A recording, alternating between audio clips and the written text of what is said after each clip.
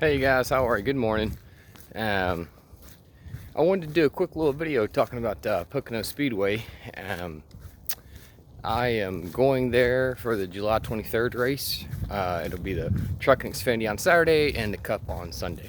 So I live in North Carolina, so I've been to a lot of the southern tracks. And I have been as far down as Atlanta Speedway before. It's about an 8-hour drive, and I've been camping there. So my plan, because Pocono is a little bit further away than Atlanta is, I wanted to, try to get a hotel and everything else. So let me just dive in and get into the nitty gritty of what was going on. So I went to Pocono's website, and the first time I tried to call them back in like early December, phone lines were down. Okay, it's cool. Now, granted, Pocono is an independently owned track. It's one of the only ones left in NASCAR. And so I got in contact with them, and it said the seating availability was very low. Throughout, all the seating was very low. Camping, RV, all the availability was very low. And so she said, well, we're in the renewal process, and that'll be done through like early January. So call back. I said, okay, no problem. So I got back on yesterday, which is January 20th, and everything was the same. Like, seats are very low and everything else. And in any section you looked at, any section, it was all low. And I said, okay. So I saw the ticket prices, and I wanted to set up high on the front straightaway so I could see over the whole track. And I do use binoculars 10 by 50, so I can see pretty far. And so the top is shaded, which is nice, so the sun's not beating down on you. It is July, and I wanted to get that. Well, there's two different shaded price seating tickets. One is like $250, and the other one's $175. So this is kind of like my little issues that I have.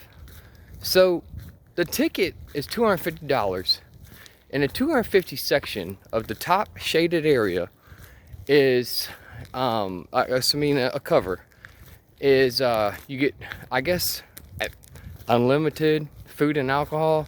She couldn't give me a good answer on that, but you're only going to get as fast as it pumps out, right?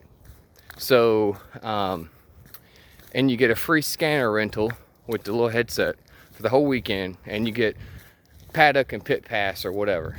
So the other ticket, and you can't bring in your cooler, though. You cannot bring in a cooler.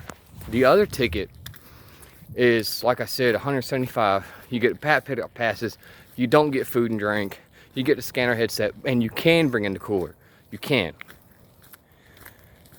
So then I said, well, I've never seen a racetrack do that. Like, it's like, where's the part where, like, you just want to buy a ticket at the minimal price you can to not get all that crap that I'm not going to use? I have been going to races since the mid-90s. I'm just not a scanner guy. I don't like it. I get it. I appreciate it. I think it's cool. That's just not me. That's just not how I grew up watching races. That's just not what I do. And I don't have time to go to the paddocks and pits. Like, I'm just not that type of fan. I want to get there, get snuggled in, crack open a beer, take it easy. That's just me. And I think there's a lot of fans like that. I know there are a lot of fans like that. So moving on to the camping. So this race is in like peak vacation tourist times, apparently. I could not find any, now granted, I live in North Carolina, any hotel for 3 nights that was under $600 that had a decent rating, meaning like over 3 stars. Could not find a single one. Airbnbs, hotels, everything, well into the $600 range and above, easy. So you couple that with a plane ticket, airfare, rental car, it's getting on up there. So I said to myself, okay, let's just do tent camping. Let's bite the bullet and let's do tent camping, right? So I looked into tent camping. Now, I've been tent camping before at a lot of tracks, and I can tell you that it's anywhere between $50 and $100 for the whole weekend. One car, many people as you got, whatever. Tent camping. Any tent camping, $200. No, 200, yeah, 200 bucks. 200 bucks. And, yeah, just blew my mind. Like, I feel like that's a lot of money. So, and also, you can only camp in the infield, and the family section is in the outside of the track around a turn. However, it is mixed in with RVs. And I go recreational camping quite a bit. And I've been to state parks where there's no electric hookup, and RVs are allowed to camp with tent campers. And you know what that means? They leave the generators on until usually 10, 11 o'clock at night, and then they crank them back up at 6 in the morning because that's the law. And they will run them to the last second. So the track said, well, we think that there's a quiet hour law between 12 and 6. And I'm like, so what, we're gonna get 6 hours of sleep? Because I can tell right now, those people run generators, they will run those things until the last freaking minute and wake up everybody. And no, not everybody has low decibel little Honda quiet generators either. And she said, I said, well, so the family section, are we like separated from the like the RVs? And she says, oh no, you're just mixed all in all over the place. And I'm like, so there could be like an RV right beside me? She's like, yeah. And I'm like, what? Like, that's unheard of. Like, I don't know of any racetrack that you go camping where you're not like pretty far away from the RVs. So then, and that's on the outfield, the family section. So the inside section, right? The inside section, or infield track, right? There's 2 camping spots. One is like this teeny weeny little strip that butts up against what looks to be like a main like access road. So there's going to be cars moving in and out, I highly assume. And again, butted right up next to the campers. I'm like, you go to Richmond, big field, there's a big break in the middle between camping and RVs. Like, you go to Martinsville, you go to wherever. I mean, there seems to be a pretty big separation.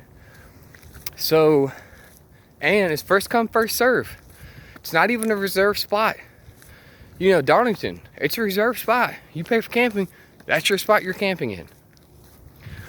So, you're at the mercy of basically when everyone gets there, you know?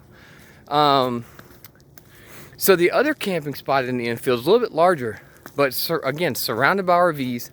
I think if you can kind of get like in the middle of that field, you'll be okay.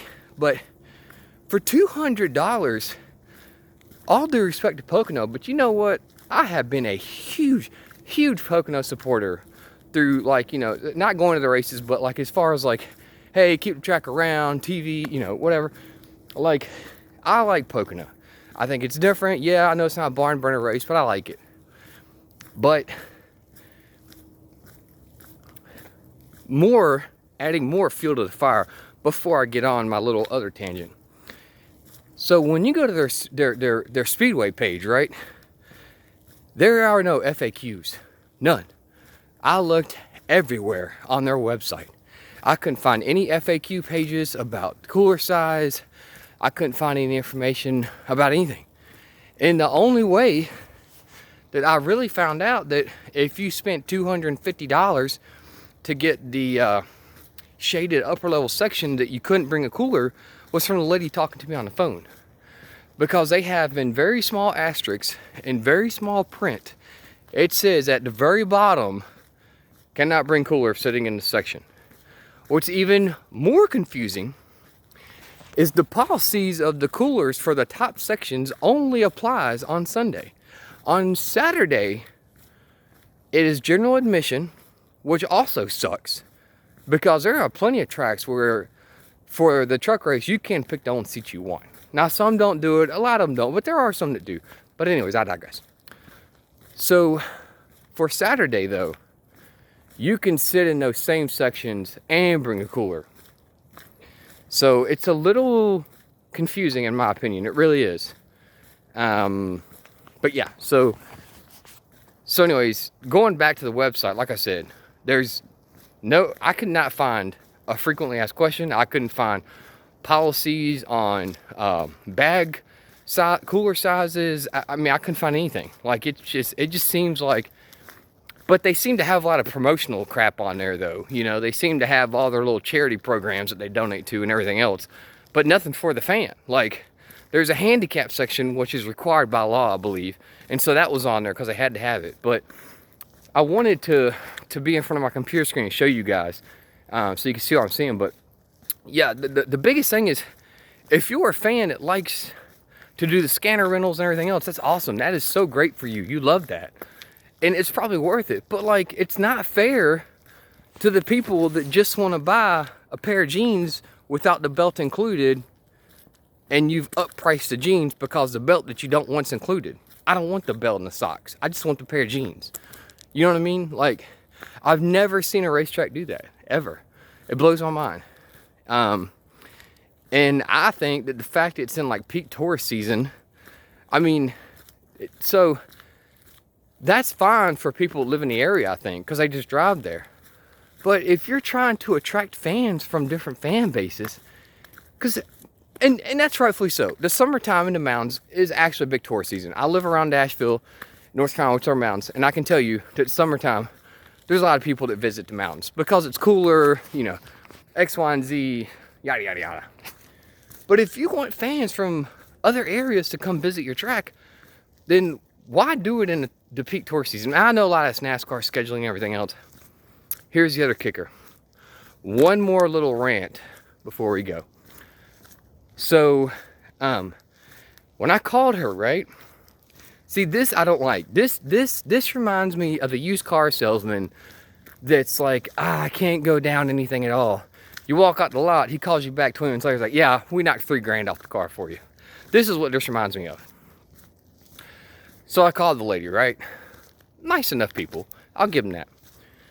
And I said, hey, like, it's my first time coming here. I'm trying to, like, you know, sit in a certain area and this and that. And, you know, just availability is really low. And I said, I was under the impression that after the renewals passed, more seats would open up. Like, have you guys just been selling out that much? And she kind of paused and she says, well, no, not really. Where do you want to sit exactly? And I said, oh, well, you know, section 237, you know, highest you can get. She says, well, let me see if I can open up some seats. And she says, refresh your web browser page. I said, okay. So I refreshed my page, and like 10 seats on top row just popped out of nowhere in green bubbles.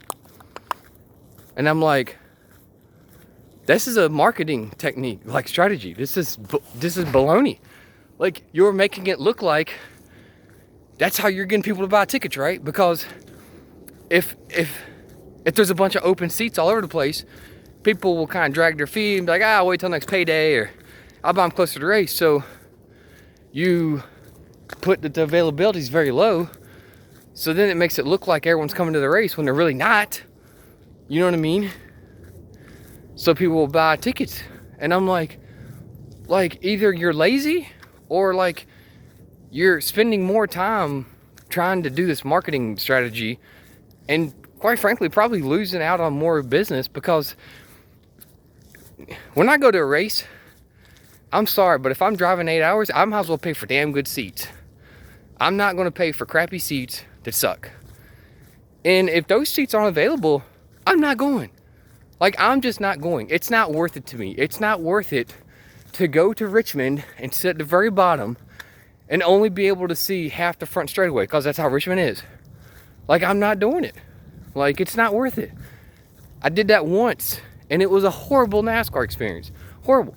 So I'm not going to go. So you're losing business, in my opinion. Now, there's probably a lot of people that are like, I just want to go race. I don't give a shit. That's fine, you know. But if I want to go, it makes more sense to see the entire track for me. It just does. Even if you don't have binoculars, you can still see smoke, still see spin. You know, it's about what you intake, right? You're intaking more when you can see more. So in my opinion, your fan experience is a little bit better. But anyways, I thought that was really shady. It just really bugged me. I didn't like it. So, I don't know.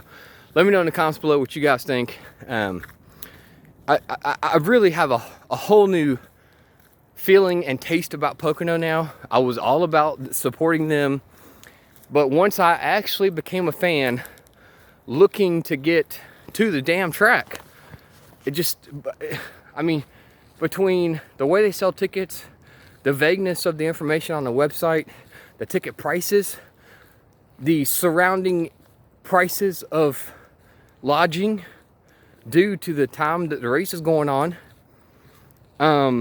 yeah, I mean, it sucks. I mean, I'd say on a scale of 1 to 10, in that whole category compared to any other racetrack, it's like a 4 or 5. So it's just, and I've been to a lot of tracks, a lot. I've been pretty much all the southeastern tracks. It's just, whatever.